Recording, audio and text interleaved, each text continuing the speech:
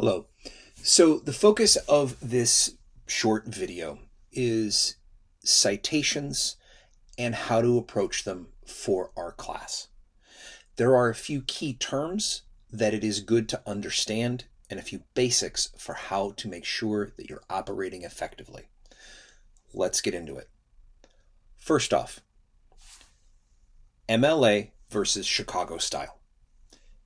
If you are a history major, you need to be using Chicago style for any papers or things that we would do. Chicago style or Turabian style citations will commonly have footnotes or endnotes. If you're not a history major, or for our discussion boards, MLA is the citation style for our class. Now, this stands for Modern Language Association, and it has similarities to Chicago style, but it is not the same. The similarity that Chicago and MLA have is for in-text citations, within the sentence in which you would use something, commonly towards at the end, you need to have reference. The way this is done for MLA is through what's called a parenthetical citation. So you have parentheses, and you have, for, say, a book, the author's last name and the page number. For Chicago style, as I said earlier, you have footnotes or endnotes. Usually, at the end of the sentence in which you use something, so a paraphrase or a direct quote, you have a number that corresponds to a citation, that if it's the footnote, it's at the foot or the bottom of the page, or an endnote, meaning it's at the end of the document. Now, again, for discussion forums and things, MLA is fine. But within the sentence in which you use something, there needs to be a reference.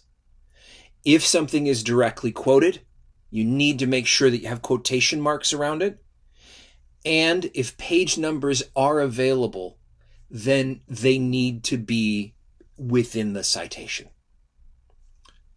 Next, publishing information.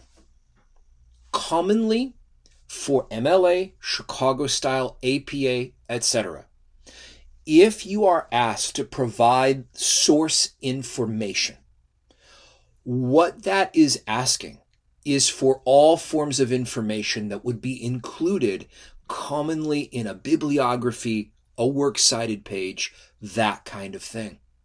So, if you're asked for sources, hyperlinks only is not okay. You need to make sure, we'll take a book as an example, that you would have all forms of publishing information. So, author's name, title of the book, year it was published, publishing company, these kinds of things. A good place to go to see how to format this in what order for something like a scholarly journal article is Purdue University's online writing lab, or Purdue OWL. It's a good place to go to check out that kind of stuff for formatting as well if you need additional assistance. One other thing for us to mention, when it comes to the idea of citing, if you are told to have an in-text citation, that means within the text of the document that you're writing, and that it has to come at the end of the sentence in which you use something.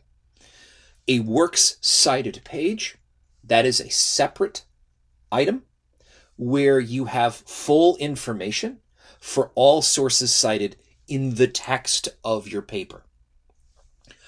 Keeping in mind, and this is sort of our final terms here, that works cited is different from a bibliography.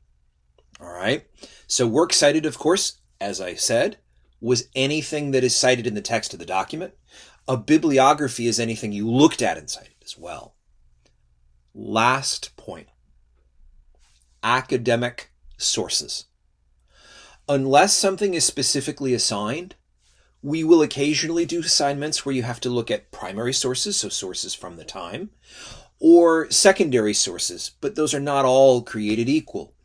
Primarily with those, you'll be asked to use academic sources, right? So scholarly journal articles, peer-reviewed work. All right. Thank you very much.